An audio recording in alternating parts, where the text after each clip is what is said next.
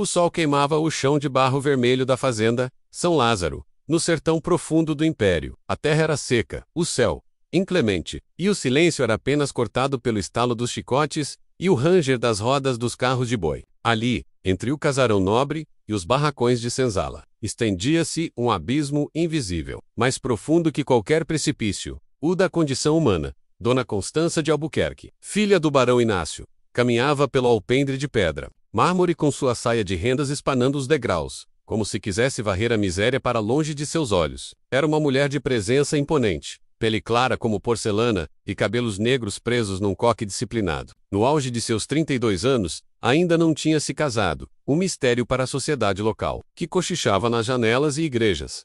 Era ao mesmo tempo admirada e temida, pois herdara do pai, não apenas as terras, mas também a frieza no olhar e a língua afiada. Mas aquele dia não era como os outros. Na cozinha do casarão, os pratos ainda fumegavam após o almoço. Pernil de porco, mandioca, frita, arroz de leite e doces de caju. O cheiro escapava pelas janelas e fazia tremer o estômago de um homem agachado sob a sombra de uma mangueira menos magro como um espantalho, com os olhos fundos, mas cheios de algo que raramente se via nos da sua condição: dignidade. Chamava-se Elias. Tinha sido comprado havia poucos meses, vindo de um leilão em Recife. Ninguém sabia muito sobre ele, apenas que era forte, bom de serviço e silencioso. Nunca reclamava, mas naquela tarde, vencido por dias sem comer, se aproximou da cozinha, tremendo de vergonha e fome. Ali, encontrou Dona Constança sentada numa cadeira de balanço, supervisionando as criadas que recolhiam a louça. Sinhá, me perdoe menos, murmurou Elias, com o olhar baixo. Eu só queria, se me permite. Às sobras do prato, as criadas se entreolharam escandalizadas. Um escravo pedindo comida diretamente a Sinhá, seria, mas Constança não se moveu. Olhou para Elias, como quem encara algo que nunca viu de perto. Nalcom Riva. Mas com curiosidade, seu nome? Perguntou em tom firme. Elias, Sinhá, você está faminto? Tô sim, Sinhá. Há 3 dias que não como deve. É sumas cascas. Sei me entende, Constança. Pousou a taça de vinho sobre a mesa. Um silêncio caiu sobre o ambiente. Então ela se levantou e caminhou até a travessa de barro, onde ainda restavam pedaços do pernil. Pegou com as próprias mãos um punhado e o colocou num prato de porcelana. Depois, serviu arroz e uma colher de doce de caju. As criadas arregalaram os olhos. Aqui, disse, estendendo o prato a Elias, mas não vá comer de pé. Sente-se ali. Apontou para um banco encostado ao lado da porta. Elias hesitou. Era, inéspito, um escravo comendo em prato nobre, à vista da casa grande? Sinhá, eu não posso, não perguntei se podia. Mandem sentar. Elias obedeceu. As mãos tremendo, comeu em silêncio, como se cada garfada fosse uma oração. Constança o observava com atenção rara. Algo naquela cena quebrava a rigidez. Dossus 10, uma rachadura no mármore de sua alma. Depois que ele terminou, ela disse apenas: quando estiver com fome, me avise. Não peça migalhas. A fome é o que mais humilha um homem. E entrou sem mais palavras. No dia seguinte, os boatos já corriam como vento entre as palhas. Os senhores das fazendas vizinhas mandavam bilhetes perguntando se Constança estava doente. O capataz João Batista, homem grosso e fiel ao barão Inácio, confrontou a Sinhá, com todo o respeito. Sinhá, isso não se faz. Dar comida de branca para negro? Amanhã ele vai querer se sentar à mesa. Constança olhou para o capataz com a mesma frieza com que o pai tratava os criados. Se tiver coragem, diga a ele que não pode comer. Olhe bem nos olhos daquele homem faminto e diga que a comida que sobra vai para os porcos, não para ele. O capataz engoliu em seco e saiu. Dias se passaram. Constança começou a reparar em Elias mais do que deveria. Observava como ele cortava a lenha com precisão, como falava pouco, como olhava para a terra. Certo dia, ao vê-lo descalço carregando uma tina d'água, sentiu uma pontada no peito, não de pena, mas de algo mais profundo, um incômodo. Aos poucos, ela começou a pedir que Elias realizasse serviços mais próximos da casa. Carregar livros da biblioteca, limpar o alpendre, ajudar na organização do jardim. As criadas cochichavam. O capataz se irritava, mas ela não, recuava. E Elias, ainda em silêncio, aceitava tudo com a mesma dignidade de quem não pede, mas também não se curva. Certa noite chovia forte. O casarão estalava com os trovões. Constança, insone, caminhava pelos corredores quando vai uma figura parada sob a varanda. Era Elias, com a pele molhada, protegendo as plantas do jardim com uma lona improvisada. Saiu para encontrá-lo. Elias. O que faz aí? Vai adoecer. Essas plantas são da Sinhá. Achei que deviam ser protegidas da chuva, você. Oh, tolo. Entre agora. Eli obedeceu. Estava encharcado, tremendo. Ela mandou buscar uma manta e, sem pensar, tocou seu ombro para sentir se ele estava com febre. O toque foi breve, mas acendeu algo inominável entre os dois. Olhos nos olhos. E naquele momento, pela primeira vez, o silêncio entre eles foi carregado de algo que nem o tempo, nem a sociedade, nem a moral conseguiria impedir. Mas o destino, sempre vigilante, já tramava seu castigo. O barão Inácio retornaria à fazenda dentro de uma semana, trazendo consigo um novo pretendente para a filha a menos um coronel rico, viúvo e cruel. E Constança teria que decidir: manter sua honra aos olhos do mundo, ou seguir o chamado silencioso de um amor impossível. A tempestade não havia acabado. Estava apenas começando. A semana seguinte chegou como um golpe de vento seco. A poeira subia pela estrada de barro, quando a comitiva do barão Inácio surgiu no horizonte. Ao seu lado, montado num cavalo branco, vinha o temido coronel Teodoro de Melo, homem de 56 anos, conhecido tanto por sua fortuna quanto pela brutalidade com que tratava suas esposas, todas elas falecidas. Uma após a outra, em circunstâncias nebulosas, Dona Constança aguardava na varanda, vestida com um traje atul escuro de luto tardio. Uma provocação sutil. Quando o pai desmontou e a cumprimentou com um beijo frio na testa, não houve sorrisos. O coronel, por sua vez, a olhou como quem avalia um bem em leilão. Seus olhos eram pequenos, apertados como de cobra, e seu bigode negro parecia sempre molhado de suor ou bebida. Ainda mais bela que me disseram. Menos murmurou ele, num tom melado que fez as criadas estremecerem. Constança, altiva, apenas respondeu: espero que tenham tido boa viagem, coronel. Naquela mesma noite, houve um jantar para apresentar o pretendente à comunidade local. Na mesa longa do salão, o coronel contou histórias de suas expedições, seus negócios com o Império, suas propriedades no norte. Gargalhava alto, bebia vinho demais e olhava para Constança com um desejo grosseiro que ninguém ousava repreender. Barão, cada vez mais velho e doente, parecia decidido a unir sua filha ao coronel, pois isso garantiria a sobrevivência das terras e da família. Mas algo o incomodava. Antes do jantar, ouvira rumores entre os criados. Falaram que sua filha andava tratando um escravo com atenção indevida, um tal de Elias, e que, por mais absurda que fosse a ideia, ele aparecia com frequência nos arredores da casa grande, do lado de fora. Enquanto os nobres brindavam, Elias limpava os lampiões do jardim. Seu rosto refletia a chama trêmula. A cada risada vinda de dentro da casa, algo dentro dele apertava. Não era ciúme, ele nunca ousaria. Era o medo. Sabia que estava sendo visto. Sabia que aquela estranha aproximação com Dona Constança não passaria despercebida por muito tempo.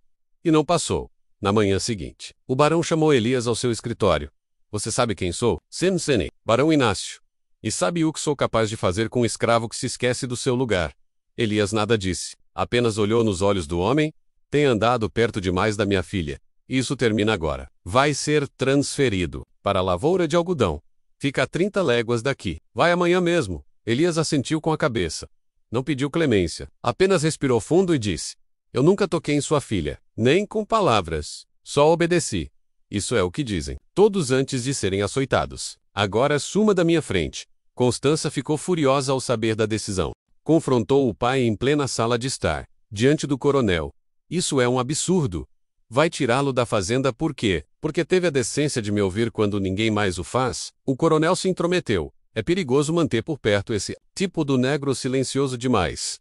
Obediente demais. Sempre escondem alguma coisa. Constança olhou para ele com nojo. E o que escondem os homens como o senhor, coronel? Mulheres mortas, talvez? O silêncio que se seguiu foi mortal. O barão levantou a mão menos nunca batera na filha, mas agora ameaçava. Cale-se, Constança. Você se esqueceu do seu lugar. Está velha demais para ser mimada. Vai se casar com o coronel. E quanto a esse Elias, se não quiser vê-lo morto, agradeça que estou apenas mandando-o embora. Naquela noite, Constança foi ao encontro de Elias no galpão dos trabalhadores. Chovia fino. Ele já preparava a trouxa de pano. Ei-o, vê-la, abaixou os olhos. Me perdoe, sinhá. Eu nunca quis causar. Cale-se. A voz dela tremia. Você não causou nada. Eles é que não suportam ver alguém com dignidade. Nem branco nem negro. Ela caminhou até ele e tirou um lenço de renda do bolso do vestido. Envolve-o as mãos dele com o pano. Esse lenço era da minha mãe. Não aceitei que fosse enterrado com ela. Guardei. Agora é seu. Não para lembrar de mim, mas para lembrar que você é mais do que dizem que é. Elias, com os olhos úmidos, Apenas sussurrou: Sinhá, a senhora não devia. Eu devia. Sim, porque pela primeira vez na vida, vejo alguém que olha para mim sem medo, sem cobiça, sem interesse. Só com verdade. Eles se olharam, e por um breve instante, as classes e os castigos desapareceram. Havia apenas dois seres humanos, um marcado pela escravidão, a outra pela solidão. Na manhã seguinte, Elias partiu, montado na carroça dos trabalhadores, com o lenço escondido sob a camisa. Mas o destino, como sempre, não dormia na estrada. Foram interceptados por jagunços do coronel Teodoro. O coronel queria dar uma lição. Mandou que espancassem Elias até Dixalou sem andar. Mas Elias lutou, mesmo em desvantagem. Derrubou 2 homens, antes de cair, ao pé de uma árvore. Pensaram que estivesse morto. Deixaram-no ali. 3 dias depois, um vaqueiro o encontrou, quase morto, febril, delirando. Levaram-no para um pequeno convento nos arredores da serra. As freiras cuidaram dele em segredo. E Constança, ao saber da emboscada, trancou-se em seu quarto, e rasgou todos os vestidos de noiva enviados pelo coronel. E fez uma promessa. Nunca seria de outro homem, e encontraria Elias, nem que isso custasse seu nome, suas terras e sua liberdade. Porque agora não era apenas questão de amor, era questão de justiça. No convento de Santa Clara, encravado no alto da serra, o silêncio era quebrado apenas pelos cantos das freiras e pelos gemidos de um homem entre a vida e a morte. Elias estava deitado num catre estreito, coberto com panos molhados, o peito enfaixado, os lábios rachados. Durante dias, delirou com imagens da fazenda, com a chuva fina, sobre o jardim, com a voz de Constança sussurrando seu nome. As freiras não faziam perguntas, apenas cuidavam. A mais velha, irmã Angélica, encontrou o lenço de renda junto ao corpo. Lavou-o com cuidado, reconhecendo a peça nobre. Sabia o que aquilo significava, menos um amor proibido. E talvez, um milagre a caminho. Enquanto isso, na fazenda São Lázaro, Constança recusou-se a sair de seu quarto. O coronel tentava forcá-la, ao convívio. Mandava flores, joias, cartas, ela queimava tudo. O barão, cansado, ameaçou interná-la num convento, uma ironia cruel, e disse que, se não aceitasse o casamento, cortaria sua herança. Constança aceitou com frieza: então corte. Prefiro morrer pobre do que viver acorrentada. Está enfeitiçada por aquele negro, gritou o pai. Ela apenas olhou para ele. Talvez, mas é o único homem que jamais me olhou como uma pessoa. Um mês se passou. Constança, com a ajuda de uma criada fiel, pagou um vaqueiro para procurar Elias discretamente. O homem cavalgou por Legual se interrogando labradores, padres, viajantes, até ouvir falar do convento, onde um escravo havia sido curado das portas da morte. Constança foi até lá sozinha, disfarçada com um vestido simples e chapéu de aba larga. Quando chegou ao portão, a irmã Angélica a recebeu com serenidade. Já sabíamos que viria ande esta el, Constança sussurrou. A freira apontou para o pátio interno. Lá estava Elias, sentado sob uma árvore, com uma bengala improvisada, o rosto mais magro, mas os olhos ainda cheios de fogo. Ao vê-la, ficou imóvel. Ela caminhou até ele e sentou-se à sua frente. Pensou que eu esqueceria. Elias tentou falar, mas a voz falhou. Sinhá, eu não sou ninguém. Ela estendeu a mão e segurou a dele. Mas é tudo o que me resta, e isso basta. Eles passaram a noite conversando no jardim do convento. Pela primeira vez, falaram, sem medo. Elias contou sua origem, menos nascera livre, filho de um vaqueiro mulato e uma índia. Foi capturado por engano num levante no norte, vendido como escravo. Tinha uma cicatriz nas costas, marcas da injustiça. Constança ouviu, em silêncio, e então pela primeira vez, chorou. Eu não posso voltar para a fazenda, e você não pode continuar escondido aqui. Mas se formos juntos, para longe, juntos. Elias arregalou os olhos, para uma terra onde ninguém nos conheça, onde você possa trabalhar livre, onde eu seja apenas uma mulher, e você, apenas um homem? Isso existe? Não sei, mas se não existe, vamos criar. Fugiram naquela madrugada, montados num burro, e com poucas moedas costuradas no vestido de Constança. Seguiram pelo sertão, cruzando trilhas escondidas. Dormiam em vilarejos, se apresentavam como casal casado. Constança se fazia passar por costureira. Elias trabalhava nas roças. Aos poucos encontraram um pedaço de terra abandonado às margens de um riacho. Ali, construíram uma pequena casa de barro e palha. Plantaram milho, criaram galinhas. E, contra tudo e todos, começaram uma vida juntos. Mas o mundo dos senhores não perdoa quem foge das regras. O coronel Teodoro, ferido em seu orgulho, colocou preço na cabeça de Elias. E o barão, com o nome manchado, ordenou a captura da filha, como louca e fugitiva. Logo, soldados e capangas começaram a rastrear o casal. Um deles, o capataz João Batista, recebeu ordens diretas: trazer Constança viva, e Elias, morto. Enquanto isso, a casa à beira do riacho florescia. Constança aprendeu a lavar roupa no rio, a cuidar das galinhas, a rir de si mesma. Ele as construía móveis com as mãos, cantava modinhas à noite, tocava um violão emprestado. Ela começou a escrever num caderno escondido histórias, memórias, poemas sobre a liberdade. Mas uma tarde, ao ir buscar água no poço, Constança viu rastros. Pés pesados. Marcas do botos estavam sendo caçados. Naquela noite, Elias enterrou o violão sob a árvore do quintal, escondeu as economias num pote e cavou um buraco para proteger o caderno de Constança. Quando a lua subiu, eles já tinham um plano. Fugiriam mais uma vez. Desta vez rumo à costa, onde poderia embarcar num navio mercante.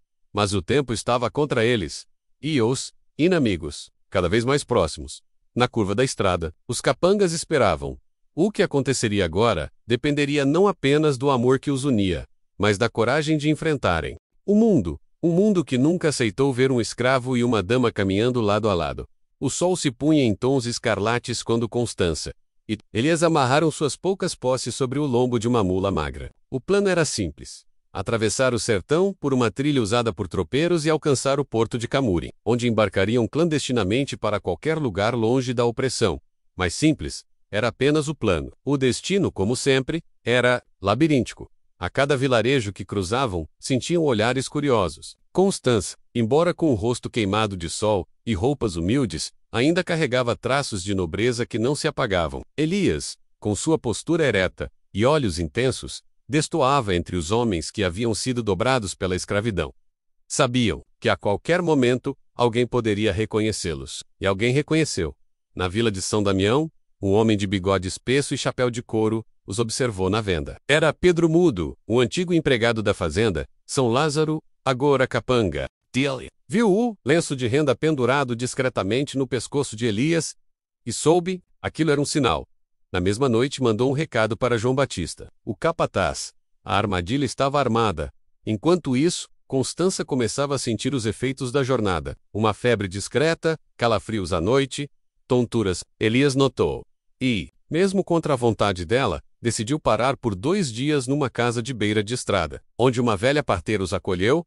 Está doente. Moça menos, disse a mulher, depois de examinar Constança. Mas não é veneno nem praga. Constança encarou. O que é então? A mulher sorriu, com os poucos dentes que lhe restavam. É vida nova. Vai ter filho. O mundo parou naquele instante. Elias, ouvindo da porta, ficou mudo. Constança sentiu o chão sumir sob os pés. Um filho, sussurrou. De um homem, como ele, com uma mulher como eu. A parteira sentiu. Deus não escolhe classes para semear sua vontade. Elias entrou no quarto, ajoelhou-se diante dela, com os olhos úmidos. Sim, Constança, me diga, o que fazer? Eu juro que... Ela o interrompeu. Vamos seguir. Vamos até onde dar. Esse filho vai nascer livre, vai nascer do nosso amor. E que o mundo arda se for contra isso. No dia seguinte, partiram ao amanhecer, Constança mais frágil. Mas o caminho era duro, o calor impiedoso. Mas a esperança era maior que o cansaço.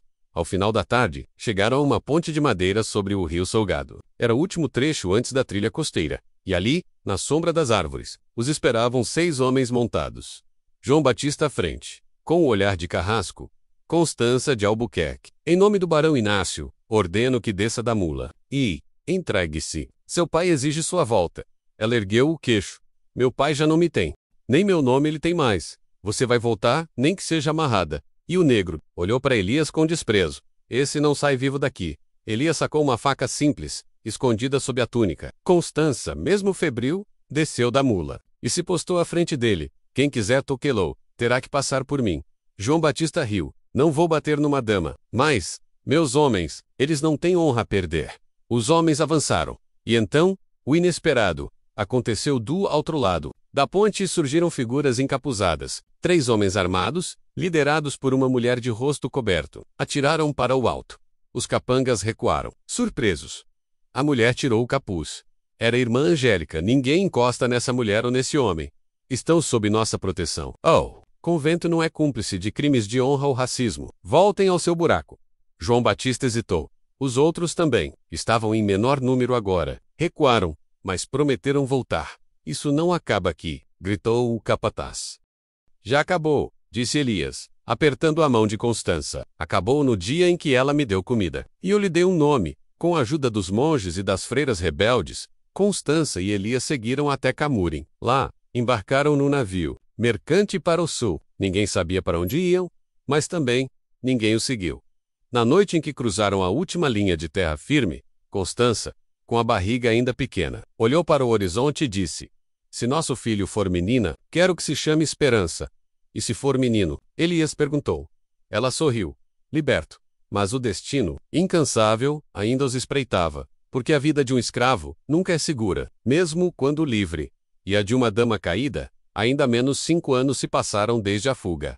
No extremo sul do império, entre colinas verdes e vento frio, Constança e Elias haviam construído uma nova vida. Num vilarejo esquecido, onde ninguém perguntava origens. Eram conhecidos como Dona Ana e seu Lázaro, nomes falsos, mas carregados de verdade emocional.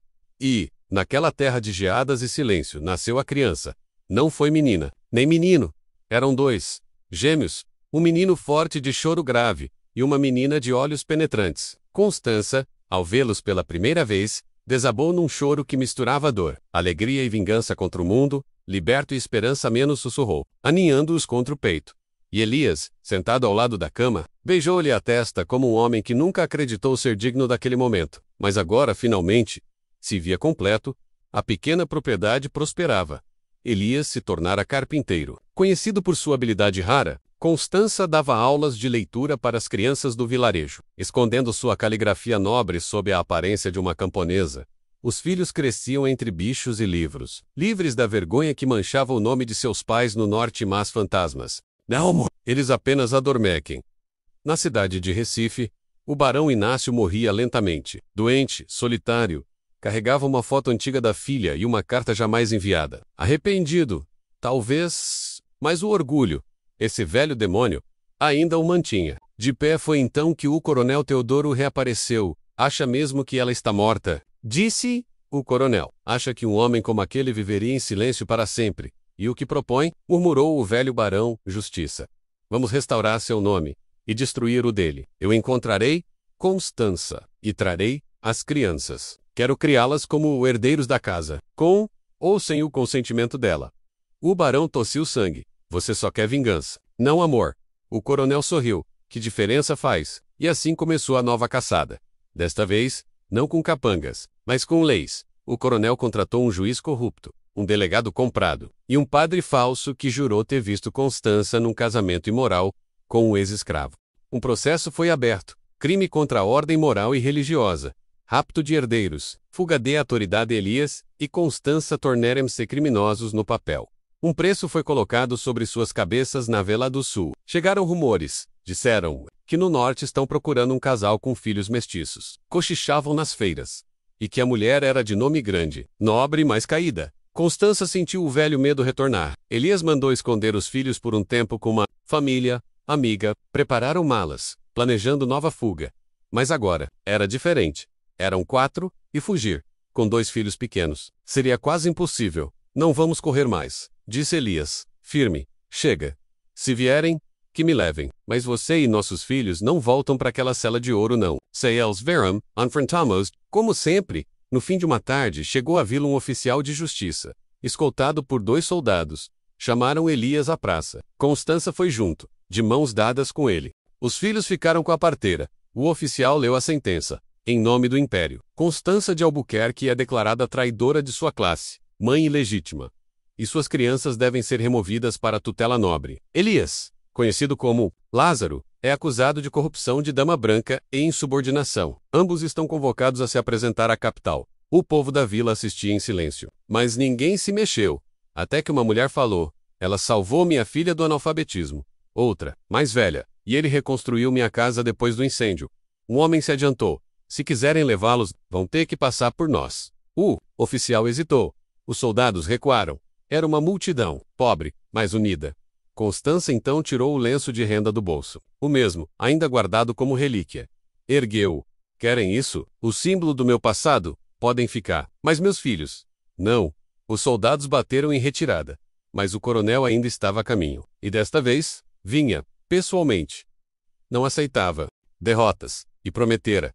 Constança, ou morreria, ou voltaria de joelhos. Na noite seguinte, enquanto o vento soprava forte, Elias enterrou o livro de memórias de Constança sob a árvore mais alta da propriedade. Se o pior acontecesse, queria que sua história sobrevivesse. Constança olhou os filhos dormindo e escreveu: Eluz do Vila, uma última carta ao pai. Se me restar alguma memória, que seja esta. Amei. E fui amada. E só isso importa. E então, enquanto o trovão rugia ao longe, viram ao longe os cavalos chegando. O fim estava próximo. Ou recomeçou a madrugada caiu pesada sobre o vilarejo. Sob o luar pálido, dezenas de cavalos se aproximavam pela estrada sinuosa, liderados por uma carruagem imponente. Nela, vestido de preto, com as medalhas do Império pendendo no peito largo, vinha o coronel Teodoro de Melo. Ao seu lado, o juiz, corrupto, portando os decretos oficiais. Atrás, soldados pagos, homens frios, com olhos sem alma. No casebre de Elias e Constança, tudo estava em silêncio, exceto pelo vento que soprava como um aviso antigo. Elias acendeu a última lamparina. Vestiu sua melhor camisa menos simples, limpa. Pegou o violão enterrado, limpou a poeira, olhou para os filhos dormindo, e beijou a testa de cada um. Constança trançou o cabelo, vestiu o único vestido branco que ainda tinha menos bordado por ela, mesmo a menos, e segurou firme a mão do homem, que agora era mais que marido. Era símbolo de luta se formos tombar que seja do pei. Sussurrou ela, na praça da vila. O coronel ordenou que todos se reunissem. Hoje é dia de justiça, de restauração da ordem, de devolver à nobreza o que lhe foi roubado. O juiz abriu o processo. Citou leis antigas, acusações forjadas, palavras como degradação, miscigenação imoral, roubo de sangue nobre. Elias e Constança chegaram à praça de mãos dadas, os filhos nos braços de uma vizinha. O povo abriu caminho. Ninguém falou. O juiz apontou. Vocês se rebelaram contra o império. Cruzaram a linha entre o servo e o senhor. E agora, devem pagar. Tem algo a declarar? Elias olhou para Constança. Ela assentiu. Ele então caminhou ao centro da praça e falou: Fui escravizado sem crime. A única coisa que fiz foi nascer onde não devia. E ainda assim, nunca roguei. Maldição. Mas quando fui alimentado pela mão de uma mulher branca, entendi que dignidade pode vencer o medo. Ela não me salvou. Nós nos salvamos. O juiz riu. Belas palavras não limpam pecados. Constança então avançou. Pecado foi nascer mulher numa casa onde meu corpo era moeda de troca, onde homens brancos matavam esposas e chamavam isso de honra. And meu pai me vendia a monstros para manter suas terras. Amar Elias foi meu único ato de liberdade. O coronel avançou. Furioso. Você é uma vergonha, uma infâmia. Seus filhos serão tomados. Constança não hesitou. Gritou com toda a força. Meus filhos são frutos do amor, não da conveniência. Se nasceram com sangue misturado, é porque o mundo precisa de uma nova cor. Amslance, como um machado. Então, o mais velho da vila menos um negro cego, ex-escravizado, chamado Joaquim menos ergueu a voz. A honra não está no nome. Tanodia, e esse homem aí, Elias, me deu abrigo quando ninguém mais quis. Essa mulher, a dona Ana, ensinou meu neto a ler. Se isso é crime, então todos aqui somos cúmplices. Os demais começaram a murmurar. Depois, gritaram. Justiça, de verdade, bradou uma mulher. Liberdade para quem ama, disse outra. Viva os dois! O coronel sacou a pistola, apontou para Elias. Se ninguém os condena, então eu mesmo. O disparo ecoou, mas não foi o do coronel. Foi o do delegado local, que em silêncio havia observado tudo. Atirou para o alto. Acabou, coronel. Você está preso por incitação à violência, ameaça e falsificação de processo. Você ousa, gritou o coronel. Eu sirvo a lei do povo. E este povo já julgou. O coronel foi algemado sob gritos e aplausos. Constança caiu de joelhos. Elias a abraçou com força. As crianças correram para os braços dos pais. Nos meses seguintes, a história dos dois correu o império. Viraram símbolo de resistência, de amor sem fronteiras. Muitos os chamaram de heróis. Outros, de escândalo. O barão Inácio, à beira da morte, recebeu a carta final de Constança. Morreu, com o lenço dela nas mãos. Sem redenção. Mas talvez, com remorso, Elias e Constança fundaram uma escola na vila. Chamaram-na Esperança Livre. Seus filhos cresceram em liberdade. Liberto virou professor, Esperança médica e o violão de Elias. Um dia, tocou na inauguração da Praça Nova, menos onde agora havia uma estátua discreta, dois corpos duros, mãos dadas, com o lenço da dama ao vento, e os pés descalços do escravo fincados na terra. E sob a estátua, apenas uma frase: aqui venceu o amor, e perdeu a vergonha.